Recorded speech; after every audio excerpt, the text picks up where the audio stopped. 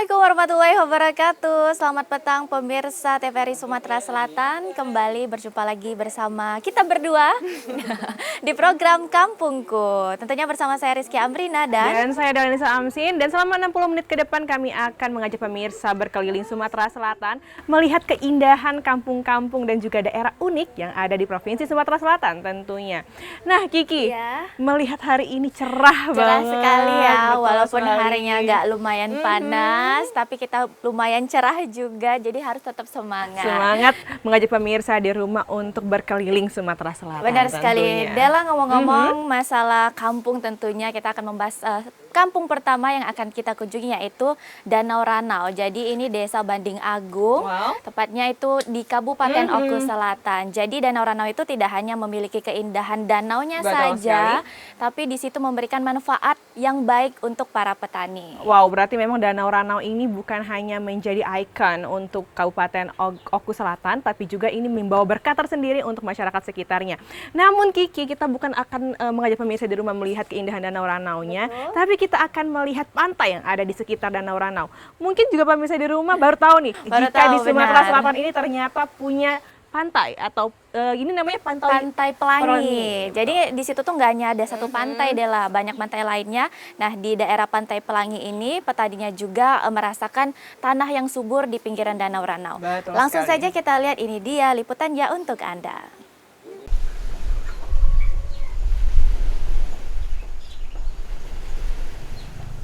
Desa Padang Timur, Kecamatan Banding Agung, Kabupaten Oku Selatan, atau yang lebih dikenal dengan kawasan Pantai Pelangi. Pantai ini tak hanya menyuguhkan keindahan Danau Ranau, tetapi juga menyuguhkan pemandangan kebun warga yang tersusun rapi.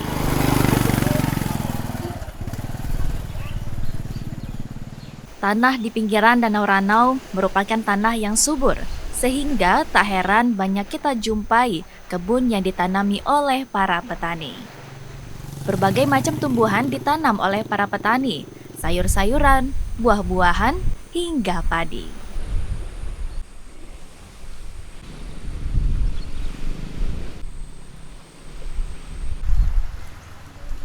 Seperti Komarudin, dengan luasan kebun sekitar 3/4 hektar, ia menanam berbagai sayur-sayuran seperti sayur saicin, sawi, tomat, cabai, dan lainnya.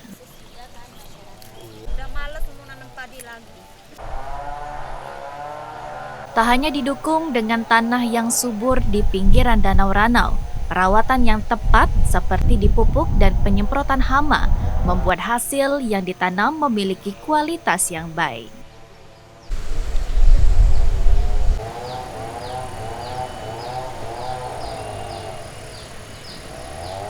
Biasanya, para petani panen di setiap 1,5 bulan sekali, dengan jumlah panen yang dihasilkan sekitaran 5 ton. Hasil panen biasanya langsung diambil oleh para pengepul yang akan dijual di pasar sekitaran Danau Ranau. Sayur-sayurannya ya tesin, selobor, sama tomat. Kebetulan tomat habis, cabenya udah mau habis juga sih. Kalau tesin ini nggak menentu, soalnya kita bukan khusus nanam tesin. Kalau tesin kan cuma sambilan di samping-samping cabai tomat.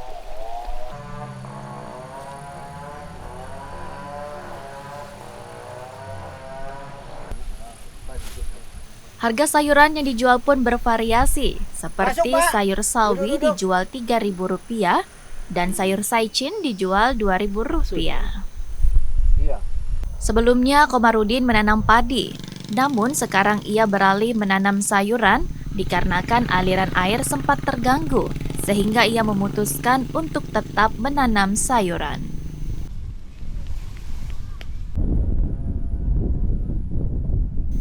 Dengan didukung tanah yang subur dan alam yang asri, membuat warga Desa Padang Timur, Kecamatan Banding Agung, Kabupaten Oku Selatan berprofesi sebagai petani. Dan diharapkan dukungan pemerintah dalam pengembangan agar dapat meningkatkan perekonomian petani di sekitaran Danau Ranau.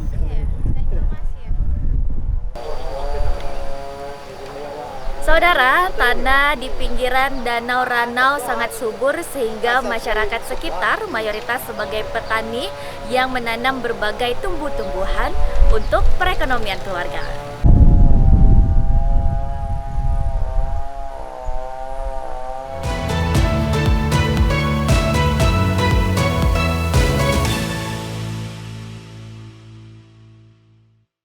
Wow, ternyata memang Pantai Pelangi ini seindah namanya, Pelangi, dengan pasirnya yang memang ini nggak kalah bagus dengan pantai-pantai yang ada di daerah lain ya, Kiki? Betul. Jadi juga di situ para petaninya juga banyak menanam berbagai tanaman dan buah-buahan. Apalagi di sana juga terkenal dengan alpukat dan kopinya. Betul sekali. Nah, pemirsa di rumah, selanjutnya ini kita akan beralih sedikit lebih jauh, 51 km dari kota Palembang, tepatnya di Kabupaten Ogan Komering Ilir. Kami akan mengajak pemirsa di rumah melihat ada sebuah UMKM yang berasal dari daerah setempat.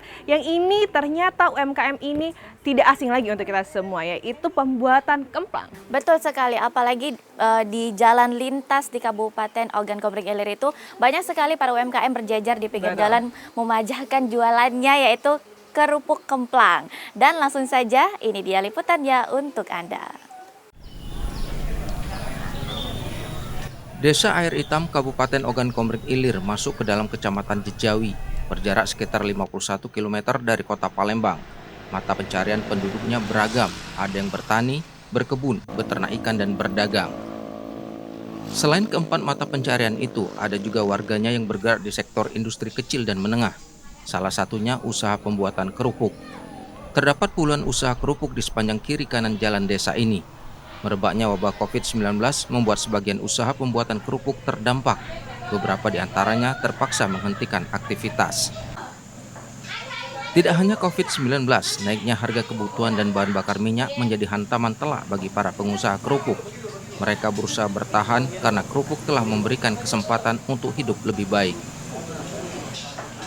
Di Desa Air Hitam, kami singgah di usaha pembuatan kerupuk milik Pak Sugiri, berada tepat di pinggir jalan desa. Kerupuk yang dihasilkan terbuat dari campuran berbagai bahan seperti ikan, tepung sagu, tepung beras, minyak, garam, dan penyedap rasa. Pembuatan kerupuk ini menghabiskan 20-30 kg ikan setiap harinya. Setelah dicampur dan diolah dengan bahan lainnya, dapat menghasilkan 200-300 kg kerupuk. Setelah direbus, kerupuk kemudian dijemur. Proses penjemuran masih tergantung dengan sinar matahari. Kondisi ini menjadi kendala bagi pengusaha kerupuk untuk menghasilkan produk secara maksimal. Jika sudah kering, kemudian digoreng dan dikemas. Ada dua jenis kemasan, yakni kantong isi 11 dijual dengan harga Rp3.500, serta kantong isi 22 yang dijual Rp8.500. Kerupuk yang sudah dikemas kemudian dikirim ke sejumlah daerah. Pengusaha kerupuk memiliki strategi masing-masing untuk memasarkan produknya. Ada yang mengirim ke satu daerah yang sama, tetapi ada juga yang mengirim hanya ke daerah tertentu saja. Prospeknya ya menghasilkan ya. Iya.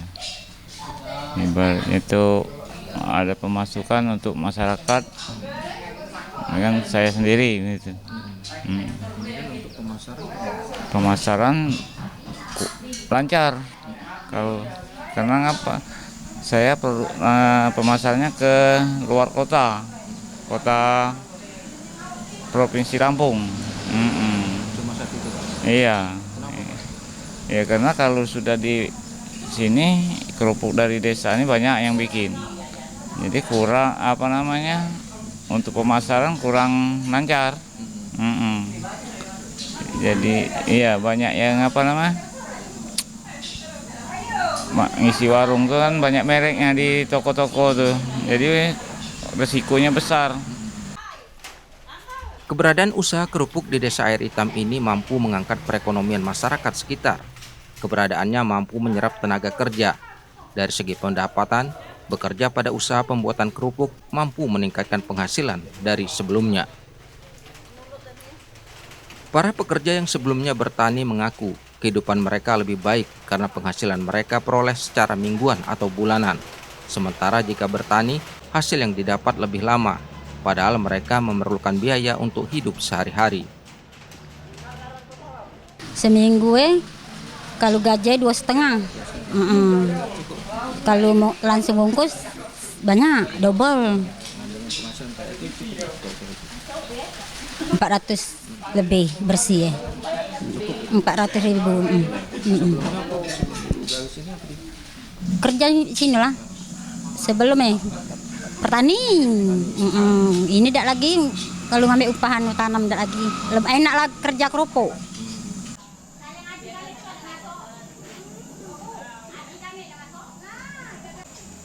Bagi sebagian warga desa Air Hitam, terutama yang bekerja pada usaha pembuatan kerupuk, kerupuk telah memberikan harapan bagi mereka untuk hidup lebih baik.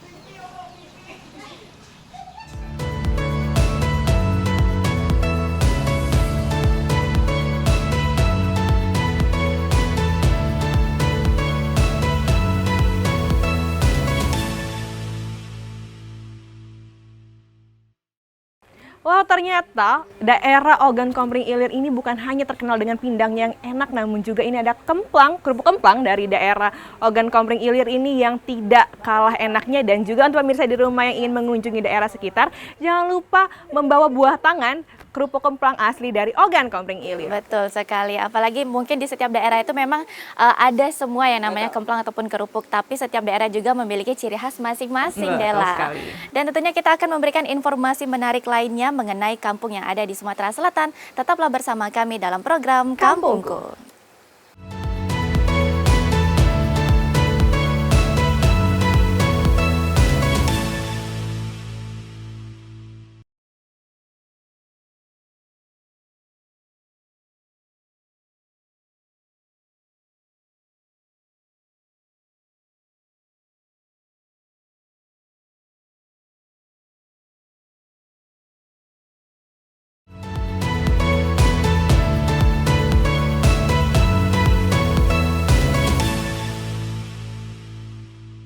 Terima kasih pemirsa masih setia bersama kami dalam program Kampungku. Nah Kiki, selanjutnya ini masih dari kawasan Ogan Komering Ulu, namun kita tidak akan melihat lagi tentang makanan atau UMKM, tapi ini masih berhubungan dengan masyarakat tentunya. Betul sekali. Nah Kiki, Indonesia ini sangat terkenal dengan kekeluargaan dan gotong royongnya. Ini sama halnya seperti masyarakat di Ogan Komering Ulu ini. Di mana masyarakat di Oku ini masih saja bersemangat untuk melestarikan budaya-budaya baik dan nilai-nilai positif dari Indonesia, yaitu gotong royong dengan cara membersihkan lingkungan sekitar, yaitu sungai. Benar sekali, Dela. Apalagi kemarin tepat di 1 Oktober kita memperingati Hari Kesaktian Pancasila, di mana sila ketiga itu Persatuan Indonesia, di mana juga masyarakat Indonesia sama-sama bersatu dan bergotong royong menjaga alamnya. Seperti di Kabupaten Ogan Komering Ulu, langsung saja ini dia liputannya untuk Anda.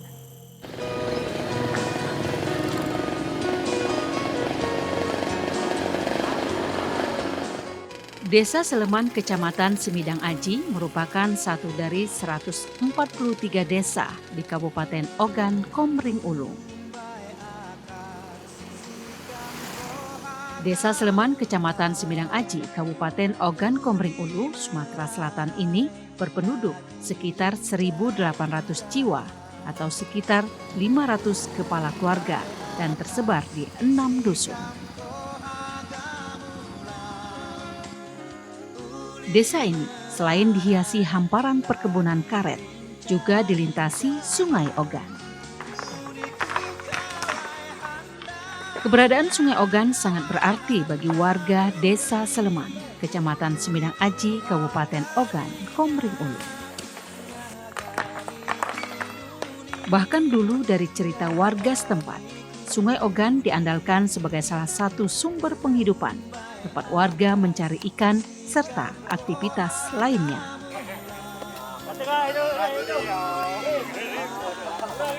Kini seiring dengan perjalanan waktu, Sungai Ogan kondisinya mengalami perubahan.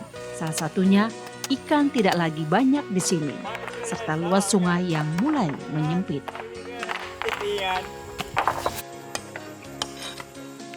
Tidak mau lingkungannya mengalami kerusakan, dan Sungai Ogan yang telah banyak memberi manfaat bagi warga Seleman, Kecamatan Semidang Aji, Ogan Komering Ulu ini hanya tinggal kenangan melalui cerita. Kepala desa setempat mengajak warganya untuk bergotong royong menjaga lingkungan alam. gotong royong ini merupakan tradisi kita khususnya di Desa Sleman ini, yang kami setiap hari Jumat itu setelah sholat Jumat kami mengadakan gotong royong, baik pun di tempat-tempat makaman ataupun tempat-tempat pangkalan mandi, ya sistemnya untuk usaha, jalan usaha tani. Kami mengajak warga, menghimbau warga untuk diantaranya tidak membuang sampah sembarangan, juga bergotong royong, menghijaukan daerah aliran sungai ini, dan juga dengan kegiatan-kegiatan tidak mengambil batu dari sungai ini supaya tidak terjadi erosi. Gayung pun bersambut. Warga, baik kaum bapak maupun anak-anak bergotong royong mengangkut batu dari tengah sungai ke pinggiran.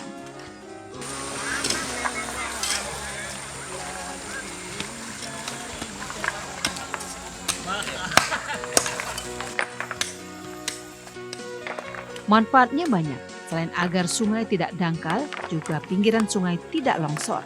Serta tumpukan batu yang disusun ini dapat dimanfaatkan untuk berbagai aktivitas seperti tempat mandi.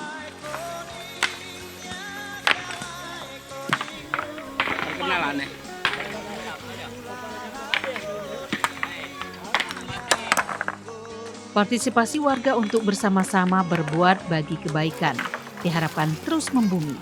Hal ini beralasan karena di peradaban masyarakat yang katanya modern, diakui atau tidak, perilaku peduli untuk kepentingan kelestarian alam ataupun kepentingan orang banyak mengalami degradasi.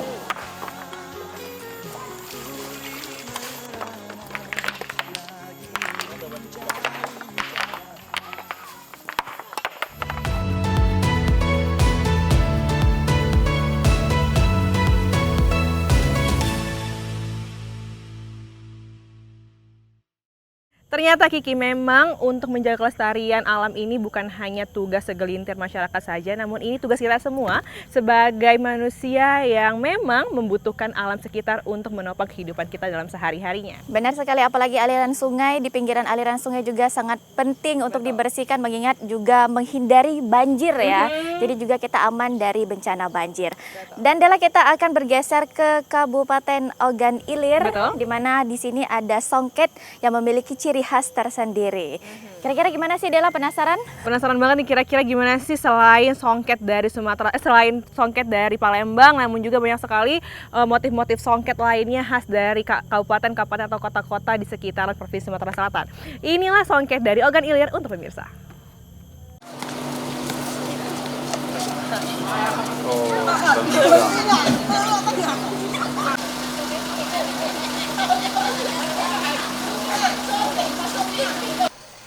Desa Tunas Aur merupakan salah satu desa di Kecamatan Indralaya, Kabupaten Ogan Ilir. Desa ini memiliki sejumlah potensi seperti potensi pertaniannya dan juga sebagian warganya mengandalkan pencarian dengan berwira swasta.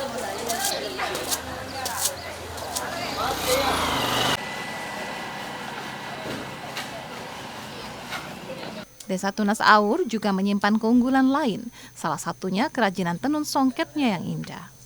Seperti kain tenun songket yang dikelola oleh salah seorang warga, yaitu Leni Sartati.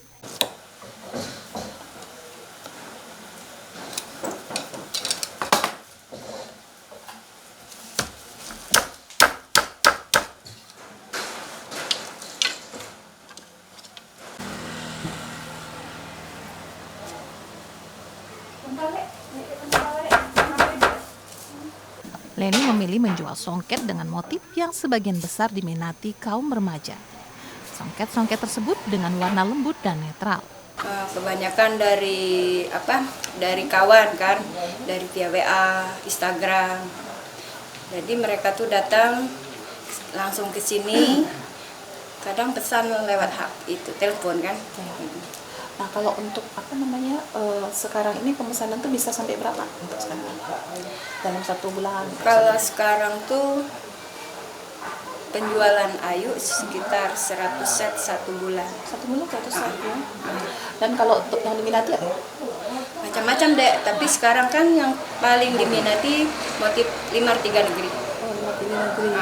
Kalau itu biasanya yang datang nih, biasanya beli ini orang yang dewasa atau ada Kalau Ayu kan yang aja. Kalau Ayu kan langsung ngantar ke toko-toko ya. Jadi kalau Ayu tuh yang beli itu tuh umum.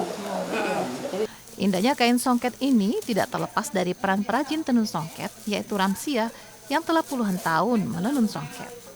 Menurutnya, ia mewarisi keahlian menenun songket ini secara turun-temurun.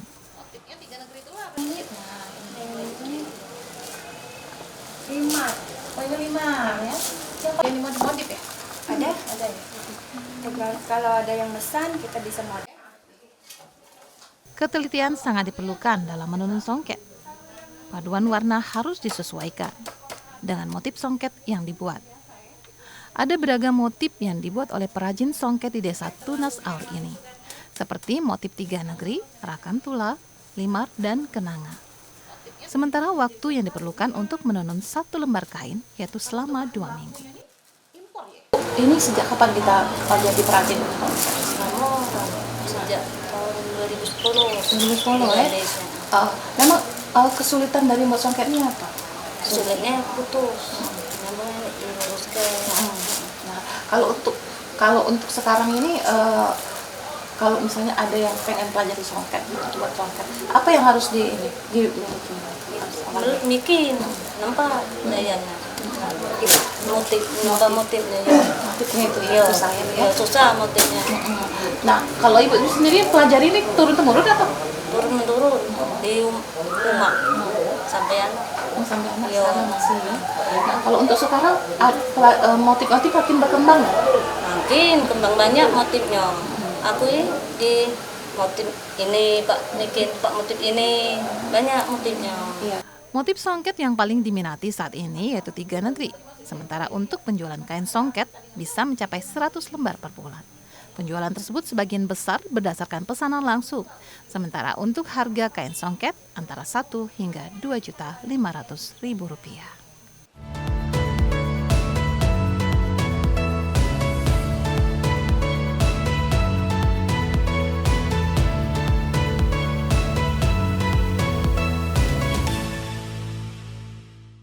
Nah, itu dia tadi Dela songket khas dari Kabupaten Ogan Ilir. Karena memang bukan hanya di Kota Palembang yang memproduksi songket, di kabupaten kota lainnya juga mempunyai ciri khas tersendiri mengenai songket dari masing-masing daerah. Betul sekali. Nah, Kiki, ternyata memang songket ini bukan hanya memiliki nilai budayanya, namun juga ini enak sekali dipandang seperti motif dari Ogan Ilir ini yang bermotif limar dan kenanga. Benar sekali. Kiki, selanjutnya kita masih akan mengajak pemirsa di rumah untuk berkeliling melihat keindahan Sumatera Selatan dengan seluruh kearifan lokalnya. Tetap bersama kami dalam program Kampungku.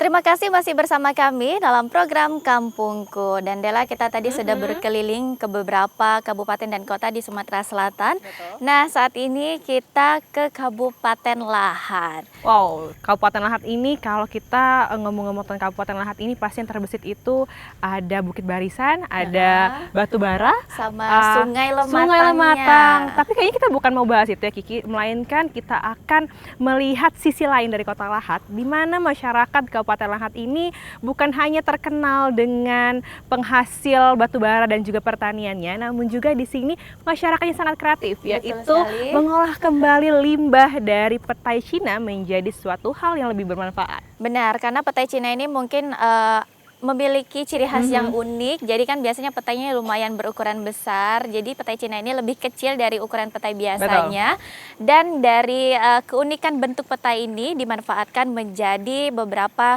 barang-barang yang menghasilkan rupiah. Kira-kira bagaimana? Sekali. Langsung saja ini dia liputannya untuk Anda.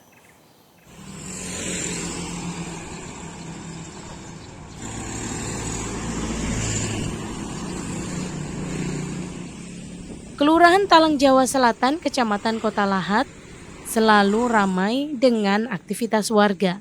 Kelurahan ini terletak di pusat Kota Lahat.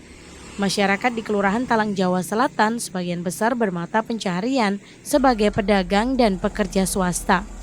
Di kelurahan ini juga terdapat pasar kaget yang beroperasi siang hingga sore hari. Di sini terdapat kelompok warga yang terdiri dari kaum perempuan, mampu menyulap limbah bekas kulit petai Cina yang biasanya dibuang begitu saja menjadi produk bernilai rupiah. Perempuan yang memotori kerajinan ini ialah Fahmi Hermayani, warga RT 4 RW 2 Kelurahan Talang Jawa Selatan. Dia bersama suami Madianto dan 10 wanita binaan memproduksi kotak tisu, tempat pena, dan produk olahan lainnya yang terbuat dari kulit petai Cina.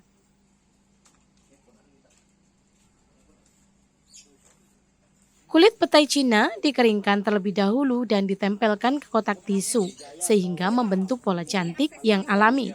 Bahan baku kulit petai Cina sangat mudah didapatkan.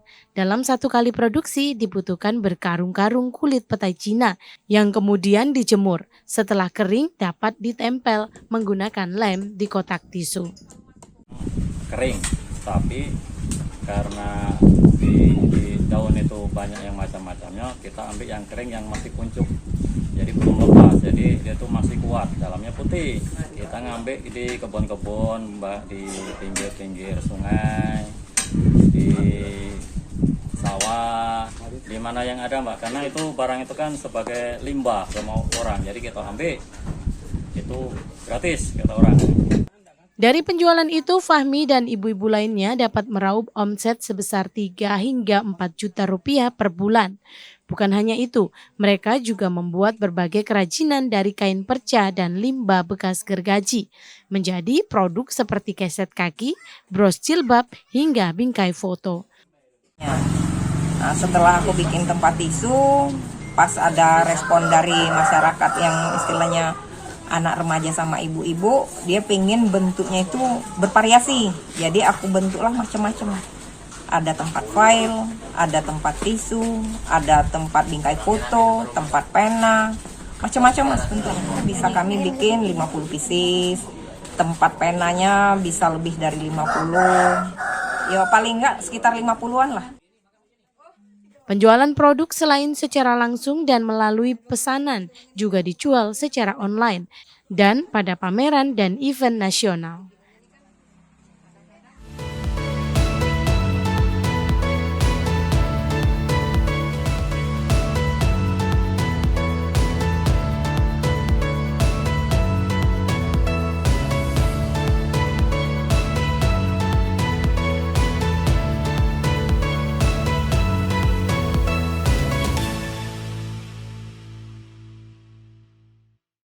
Wow, ternyata memang jika kita dapat mengolah kembali limbah-limbah atau hal-hal yang mungkin orang lain berpikir tidak bisa lagi digunakan, bisa menjadi suatu hal yang lebih bernilai ekonomis dan tentunya bermanfaat untuk sekitar. Seperti halnya yang dilakukan oleh masyarakat di sekitaran Kabupaten Lahat. Ya, itu unik sekali, ada yang dijadikan kotak tisu. Betul. Walaupun bisa dibeli dengan hal-hal mungkin plastik ataupun mungkin bahan lainnya, tapi dari petai Cina membuat keindahan dan keunikan tersendiri nih. Betul. Nah Kiki, selanjutnya kita akan melihat hasil kerajinan tangan lagi dari masyarakat Provinsi Sumatera Selatan. Namun ini kita akan beralih sedikit, yaitu di daerah Musirawas. Ternyata Musirawas ini bukan hanya terkenal dengan masyarakatnya penghasil karet atau pertanian lainnya, namun juga di sini ada segelintir atau segolongan masyarakat yang menjadikan pandai besi menjadi salah satu mata pencarian yang menopang ekonomi keluarga dan juga warga sekitar. Betul sekali, yang awal mulanya berawal untuk kebutuhan sendiri, pandai besi ternyata bisa menghasilkan rupiah karena memang masyarakat di sekitaran sana butuh masyarakat yang mempunyai aktivitas pandai besi. Langsung saja kita lihat, ini dia untuk Anda liputan dari Kabupaten Musirawas. Di saat berkunjung ke desa Tabat Tengah, dentingan suara akibat benturan pukulan logam sayup terdengar. Ternyata di daerah ini sebagian warganya mengandalkan pencaharian sebagai pandai besi. seperti membuat perkakas dengan memukul besi yang telah dipanaskan. Puluhan hingga ratusan alat rumah tangga maupun pertanian dan perkebunan sudah dihasilkan para pandai besi di desa ini. Didukung dengan masyarakat desa yang mayoritas petani sehingga kebutuhan akan alat pertanian dan perkebunan seperti pisau, parang, cangkul, arit, serta alat penyadap karet pun terbilang tinggi. Keterampilan sebagai pengrajin besi atau pandai besi dilakukan secara otodidak dengan menggunakan alat seadanya atau masih tradisional. Namun, seiring dengan tingginya permintaan dan pesanan, dirinya berinisiatif menciptakan alat untuk memipihkan besi dengan memanfaatkan limbah seperti ban bekas dan dinamo untuk dijadikan alat pemukul logam yang telah dipanaskan. Lah puluhan tahun ya. Sebelumnya kita motivasi awal buka usaha ini apa? Nah, biasa coba-coba aja lah. Coba-coba awalnya ya. Memang pernah begawi sini juga atau pernah ada pengalaman juga sebelumnya? Tidak pernah ada. Tidak pernah ya? Belajar untuk mandi ini? Tidak belajar juga. Otodidak ya? Pacak dewek ya? Nah kalau untuk alat ini kan tidak lagi tradisional gitu kan, lah menuju modern lah walaupun masih seadanya kan. Itu dari mana itu awal mulanya?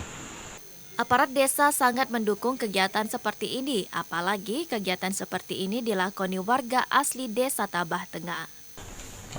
Kalau bisa, masyarakat yang lain bisa juga gitu. Bisa berkembang lagi, lebih banyak lagi. Untuk UKM yang ada ya? Ya. Bukan Surabaya ya? Ya, bukan Surabaya seluruhnya, itu masyarakat desa Tabah Tengah ini kan.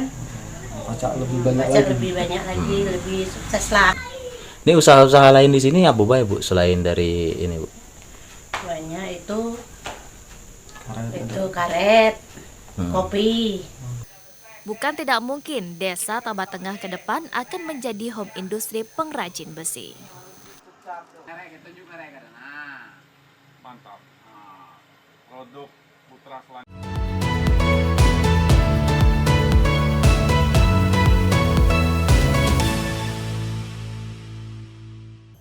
Banyak sekali kerajinan dari besi ini yang berupa alat-alat rumah tangga dan juga pertanian yang sudah dihasilkan oleh masyarakat di sekitar kawasan Kabupaten Musirawas ini. Betul sekali, banyak juga jenis-jenisnya, tapi jangan sampai disalahgunakan. Betul ya. Sekali. Dan pemirsa, kita akan memberikan informasi lainnya menarik seputar kampung yang ada di Provinsi Sumatera Selatan. Tetaplah bersama kami dalam program Kampungku.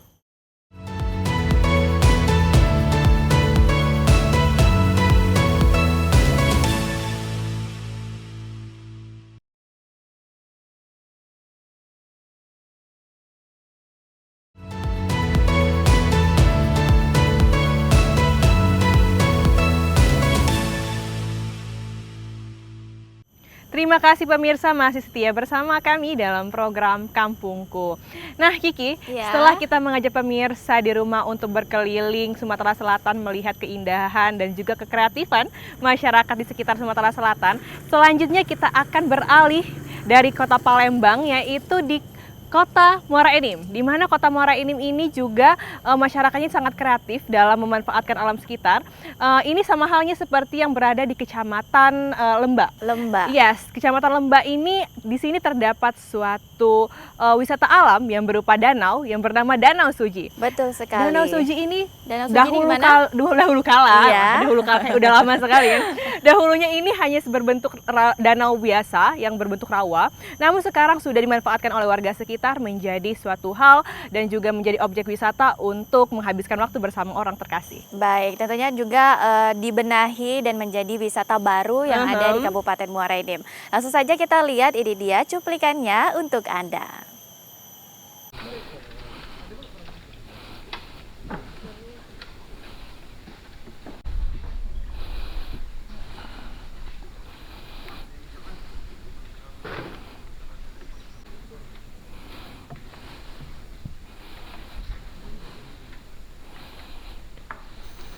Meskipun berada di tengah-tengah perkebunan karet di Kecamatan Lembak, Kabupaten Muara Enim, keberadaan destinasi wisata Danau Suji menjadi peluang untuk meningkatkan perekonomian warga sekitar. kendati tidak setiap hari ramai oleh pengunjung. Di hari-hari tertentu danau ini memang tampak sepi. Pengunjung yang datang pun dapat dihitung dengan jari. Namun ketika memasuki akhir pekan atau libur nasional, pengunjung bisa mencapai ribuan.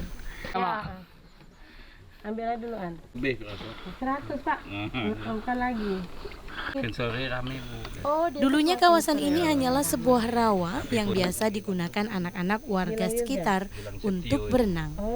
Karena kondisi alam yang masih alami dengan airnya yang jernih, kawasan ini dioptimalkan untuk menjadi wisata alam. Kita sewakan 25 Bu, tapi pondoknya variasi Bu, ada yang 50, ada yang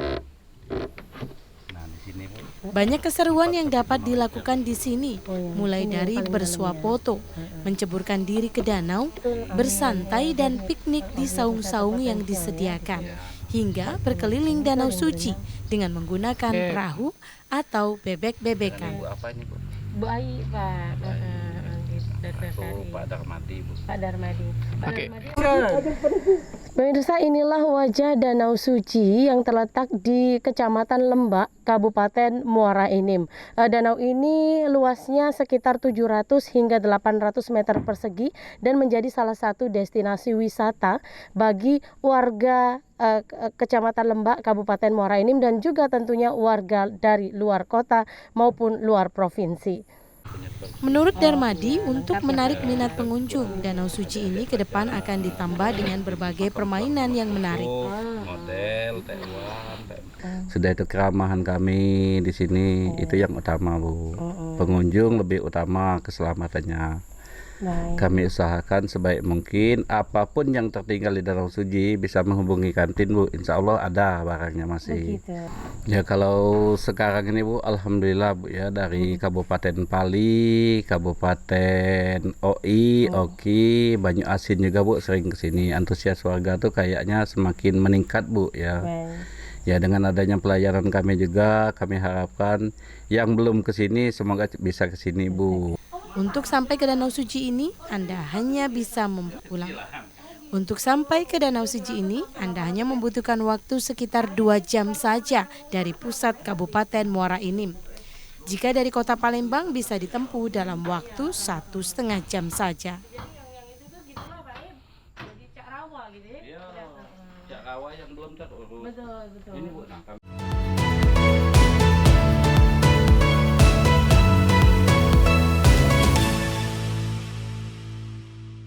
Nah, itu dia tadi pemirsa, Danau Suci berada di Kabupaten Muara Enim. Jadi ternyata memang walaupun danaunya cukup terbilang baru, tapi nuansanya sudah sangat asri dan juga cantik dan memiliki keindahan tersendiri. Betul sekali, memang ini menjadi salah satu opsi untuk menghabiskan waktu bersama keluarga di akhir pekan. Betul. Pemirsa, selanjutnya masih akan kita mengajak pemirsa untuk melihat kearifan lokal dan juga kreatifan dari masyarakat sekitar Provinsi Sumatera Selatan tentunya. Ini kita kembali lagi ke ibu kota provinsi, tepatnya di Kota Palembang. Kota Palembang. Kota Palembang ini sangat terkenal dengan kekayaan kulinernya yang enak-enak kan? Betul, banyak pilihannya dari asin, manis, pedas semuanya ada. Betul sekali. Nah, ini ada salah satu tempat yang menyajikan berbagai macam kuliner khas Sumatera Selatan dan Kota Palembang khususnya. Ini tepatnya berada di kawasan Lapangan Hatta. Betul, di sini karena memang sudah banyak sekali masyarakat yang nggak mungkin nih nggak kenal di sini ya Dela ya. Betul. Dan banyak juga pilihan kuliner lainnya. Kira-kira kuliner apa saja yang dijajahkan di sana? Langsung saja ini dia liputannya untuk Anda.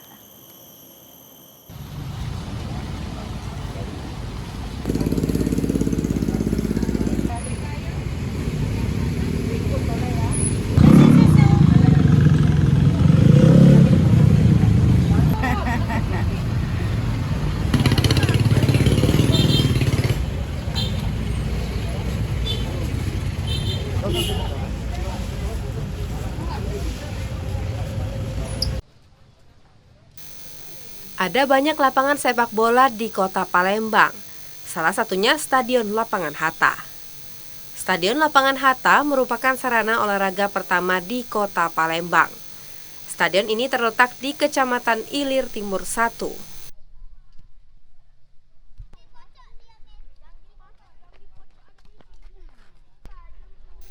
termasuk stadion sepak bola tertua di Palembang, tak menjadikannya mati. Lapangan Hatta masih digunakan hingga saat ini untuk menggelar turnamen sepak bola antar sekolah.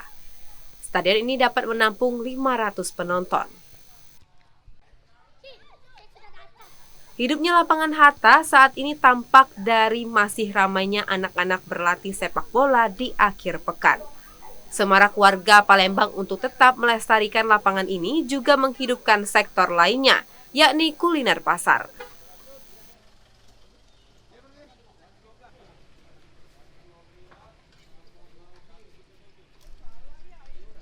Ini jajanan-jajanan pasar.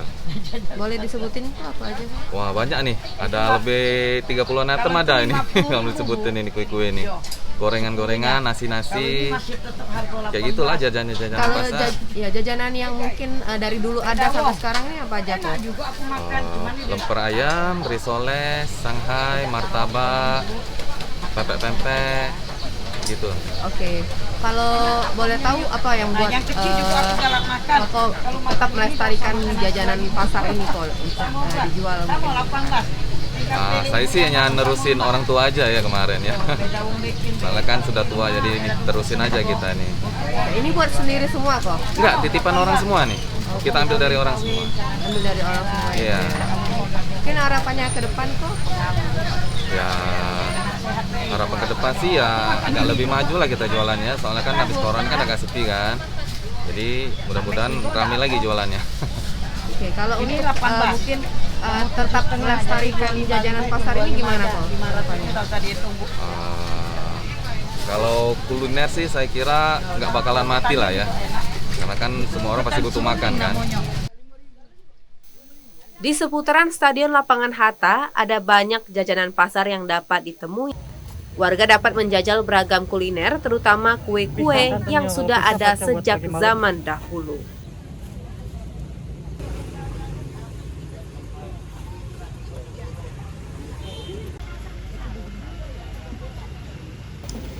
Rata-rata pedagang jajanan pasar di sini telah berjualan sejak puluhan tahun lalu. Ragam kue ini seperti kue kukus, kue dadar gunung, hingga kue putu.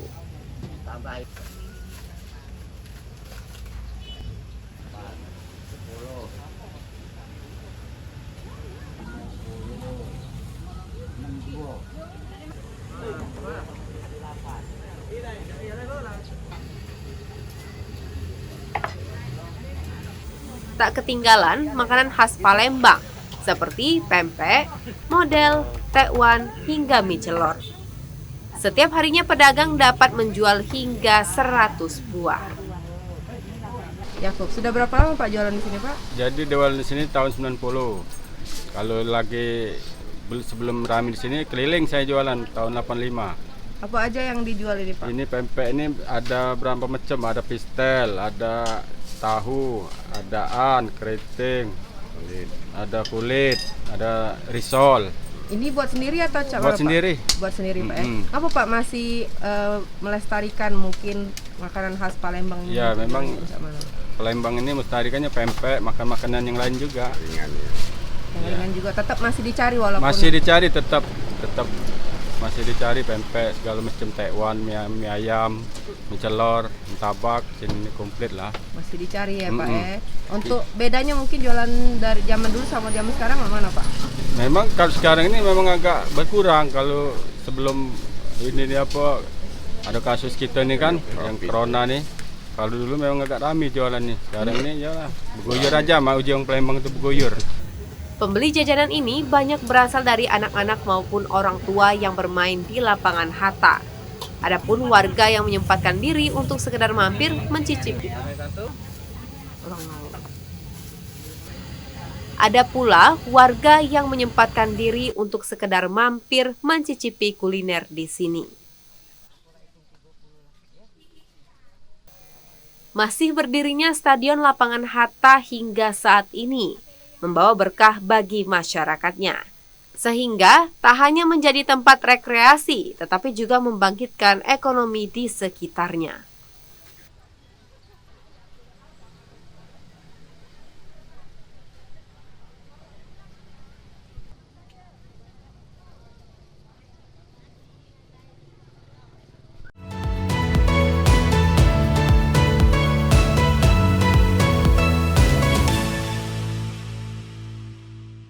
Ternyata memang makanan-makanan di lapangan Hatta ini sangat menggugah selera ya Kiki. Betul, jadi lapar ya. Iya, kalau aku sih datang ke lapangan Hatta ini biasanya pas Minggu pagi. Di sana banyak sekali masyarakat yang menjajakan jajanan-jajanan pasar yang tentunya enak-enak banget. Tapi lebih enak sebenarnya siang, karena kalau lagi panas-panasnya ada es kacang. Es kacang yang terkenal di situ rasanya wah, pasti jadi rekomendasi nih buat pemirsa yang mungkin belum tahu nih tempat jajanan di Palembang. Betul sekali. Wah, ternyata Kiki, namun sayang sekali liputan dari lapangan Hatta mengenai kuliner-kuliner khas Sumatera Selatan ini menjadi liputan penutup perjumpaan kita pada hari ini.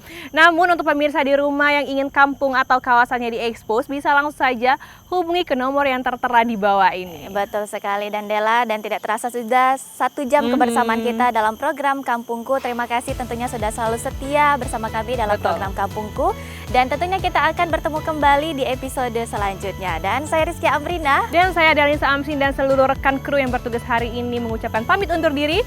Selamat sore, wassalamualaikum warahmatullahi wabarakatuh. Bye-bye.